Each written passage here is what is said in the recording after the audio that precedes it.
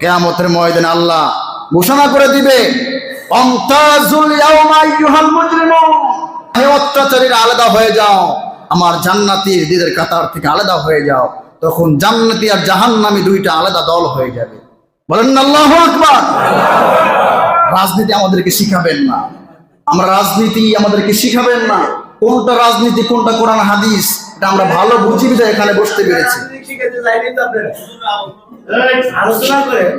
এইটাই আলোচনা, এটাই কোরআন হাদিসের আলোচনা। রাজনীতি আমাকে শিখাবেন না। সম্মানিত হাজিরিন, আল্লাহ পাক বলছেন, আল-ইয়াওমা নাখতিমু আলা আফওয়াহিহিম, আমি আল্লাহ তোমাদের জবানে মোহর মেরে দিব, জবানটা বন্ধ করে দিব। ওয়াতুকাল্লিমুনা আইদিহিম, তোমাদের হাতের জবান খুলে যাবে। হাত বলবে, আল্লাহ এই হাত দিয়ে আপনার বান্দা অত্যাচার করেছে, জুলুম করেছে, হাতের জবান খুলে দিবে। বলেন আল্লাহু আকবার। ওয়াতাশহাদু আরজুলুহুম, বান্দার পা সাক্ষী দিবে।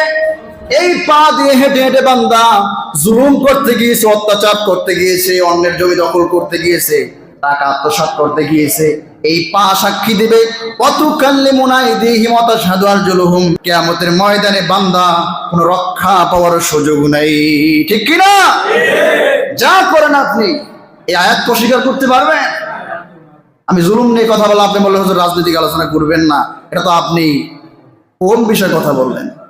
যেই হোক, জুলুম অত্যাচার কথা বলতে গেলে আপনি যদি বলেন হুজুর রাজনীতির কথা, তাহলে আমি কথা কিভাবে বলবো? আমরা কারো পকেটের টাকা নিয়ে এখানে বসি না, যেগুলো দলের দালালি করতে হবে। ঠিক কিনা বলেন? আমরা দলের দালালি করার জন্য বসি নাই। কোরআন হাদিসের কথা বলবো, ভালো লাগলে শুনবেন, না ভালো লাগলে চুপ করে বসে থাকবেন ইনশাআল্লাহ। বর্তমান যুগে দেখবেন কিছু মানুষ সাময়িক ক্ষমতা পাওয়ার পরে মনে হয় কে মারবে কে ধরবে, এই চিন্তা ছাড়া তার মাথায় আর কিছু আসে না। আসে না? নেই। ক্ষমতা পাওয়ার পরে এমন হয়ে যায় কুকুরের চাইতে নিকৃষ্ট হয়। আসে না? নাই। কিভাবে অন্যের জমি দখল করবে, কিভাবে অন্যের টাকা আত্মসাৎ করবে, ক্ষমতা পাওয়ার পরে অপব্যবহার এমন ভাবে করে মনে হয় তার মৃত্যু হবে না। ঠিক কিনা বলেন? বর্তমান সমাজে এমন লোক আছে না? নাই। ক্ষমতা, গতকালকে একটা ভিডিও দেখলাম, স্বরাষ্ট্র উপদেষ্টা বলতেছে, আবেগ মাখা কণ্ঠ নিয়ে বলতেছে যে আমার সময় শেষ হওয়ার আগেই আমার গানম্যান বলতেছে, স্যার আমাকে একটু বিদায় দেন, অন্য একজন মন্ত্রীর গানম্যান হিসেবে আমি নিয়োগ নিব। একটু পরে আবার ড্রাইভার এসে বলতেছে, স্যার আমাকে একটু বিদায় দেন, আমি অন্য একজন মন্ত্রীর ড্রাইভার হব। স্বরাষ্ট্র উপদেষ্টা বলতেছে আবেগ মাখা কণ্ঠ নিয়ে যে আমি বিদায় দিয়ে দিলাম, আমার সময় শেষ হওয়ার আগেই তারা বিদায় নিচ্ছে। তাহলে এই স্বরাষ্ট্র উপদেষ্টা ওখান থেকে বের হয়ে একা হেঁটে আসবে, তাকে সেফটি দেওয়ার কেউ থাকবে? এই তোমাদের ক্ষমতা, এই তো পাওয়া। আপনি এখন ক্ষমতার চেয়ার পেয়ে কার জমি দখল করবেন এই চিন্তা আপনার ঘুম আসে না, কার টাকা আত্মসাৎ করবেন এই চিন্তায় ঘুম আসে না। এমন একদিন আসবে, যেই দিন এমন একদিন আসবে, রাজনৈতিক বিষয় না, এটাই কোরআন হাদিসের বিষয়। এইটাই কোরআন হাদিসের বিষয়। আপনি রাজনীতি বুঝেন না, তাইলে এইটাই কোরআন হাদিসের বিষয়। আপনি ক্ষমতা পাওয়ার পরে অপব্যবহার করবেন, জোর দখল করবেন, অন্যের টাকা আত্মসাৎ করবেন, জমি দখল করবেন, আপনারও পরাজিত আপনি হবেন কি হবেন না একদিন। কিয়ামতের ময়দানে আল্লাহ ঘোষণা করে দিবে, অমতাজুল ইয়াউমা আইয়ুহাল মুজরিমুন, হে অত্যাচারীরা আলাদা হয়ে যাও, আমার জান্নাতীদের কাতার থেকে আলাদা হয়ে যাও। তখন জান্নাতি আর জাহান্নামী দুইটা আলাদা দল হয়ে যাবে। বলেন না আল্লাহু আকবার।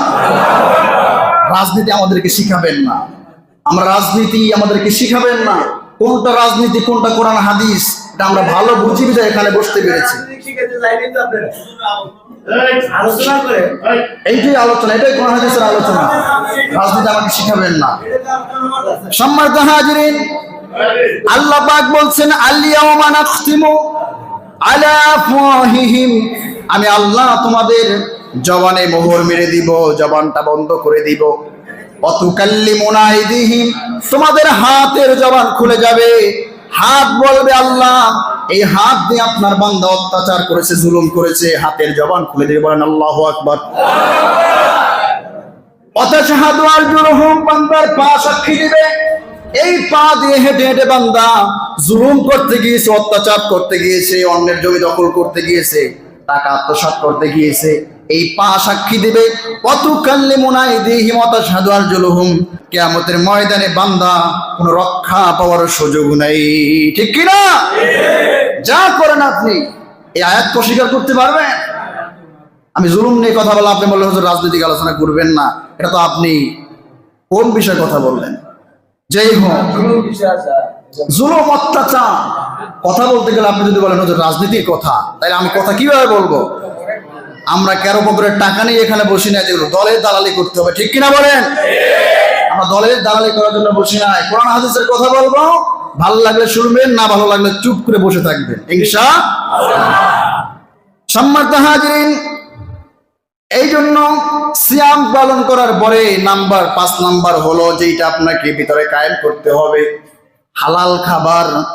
সারাদিন সিয়াম পালন করলেন, সাহারির খাবারটা হলো সুদের টাকার খাবার, সাহারির খাবারটা হলো অন্যের হক নষ্ট করার খাবার, অন্যের উপরে জুলুম করে টাকা আনছেন সেই খাবার, সেই টাকার বাজার করছেন, বড় কোরাল মাছ, বড় বোয়াল মাছ, বড় ইলিশ মাছ বাজার করে এনে সকালবেলা সেইটা আপনি সুন্দরভাবে খাইলেন, আর বলতেছেন আল্লাহ আমার রোজাটা কবুল করেন। আল্লাহ বলে, ও নাফরমান, তুই তো অন্যের পকেটে টাকা এনে বাজার করছো, জুলুম করছো, অত্যাচার করছো, আর আমাকে বলো রোজা কবুল করতে। আমি আল্লাহ তো দায়ভার নেই নাই যে হারাম খাবে আর আমি আল্লাহ দোয়া কবুল করব।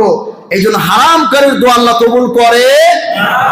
সাহারি খেতে হলে সাহারি খাবেন হালাল খাবার নাকি হারাম খাবার?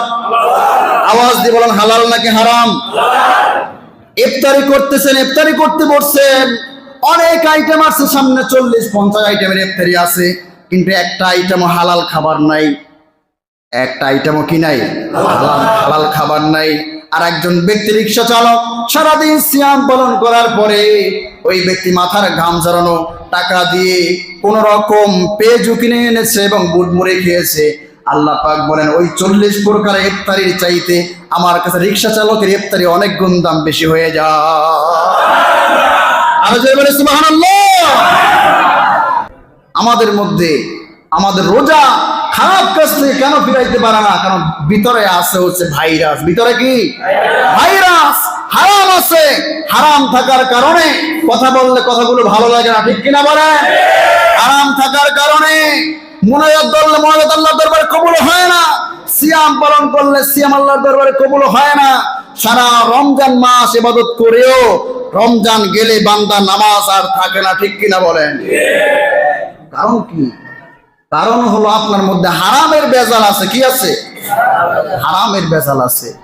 হারামের বেজালকে বাদ দেই, দেখবেন নামাজ পড়ে তৃপ্তি পাবেন, রোজা রেখে তৃপ্তি পাবেন। মুনাজাত দললে চোখে পানি আনতে হবে না, অটোমেটিক পানি চলে আসবে, ঠিক কিনা বলেন? সম্মানিত হাজিরিন, হারাম বিষয়গুলো বাদ দিতে হবে। আপনি সারাদিন সিয়াম পালন করার পরে যদি হারাম খান, ওই হারাম দিয়ে এই সিয়াম আল্লাহর দরবারে কবুল হবে না, ঠিক কিনা? এরপরে 6 নাম্বার যে কথাটা বলবো, 6 নাম্বার, আমরা সিয়াম পালন করি অনেকে, সব ঠিক আছে, রোজা রাখার পরে একটা তাকব্বরি, অহংকার, আমিত্ব থাকে যে আমি রোজা রাখছি, মুয়াজ্জিন কেন আযান দিতে দেরি করতেছে, আমি তো রোজা রাখছি। আমার একটা ভাব আছে না? এই ভাব অনেকের মধ্যে আছে না? নাই? রোজা রাখার পরে তার গরমে টেকা যায় না। মসজিদে আসলে মাথা গরম, বাসায় গেলে মাথা গরম, ভালো কাজে গেলে আমি রোজা রাখছি, আমার একটা কষ্ট আছে না? এই যে আপনার মধ্যে তাকব্বরি, অহংকার, আমিত্ব ভাব, এই ভাবটা আপনার রোজাকে মাইনাস করে দেয়। বলেন নাউজুবিল্লাহ। রোজাদার ব্যক্তি হবে সবচেয়ে বিনয়ী। রোজা আল্লাহ কেন দিয়েছে? কারণ একজন গরিব মানুষ এক বেলা না খেয়ে থাকলে তার কি পরিমাণ কষ্ট হয়, একজন ধনী সেইটা বুঝবে না। বুঝবে? ধনী ওইটা বুঝবে না। আল্লাহ পাক রোজা দিয়ে বান্দাকে বোঝালেন, ও বান্দারা, একজন গরিব মানুষ 2 বেলা 3 বেলা না খেয়ে থাকলে কি পরিমাণ কষ্ট হয় তুমি রোজা রেখে একটু চিন্তা করে দেখো। দুপুর বেলা তোমার সামনে খাবার আছে, খাবার খাইতে পারো না, কারণ আল্লাহর ভয় তুমি রোজা রেখেছো।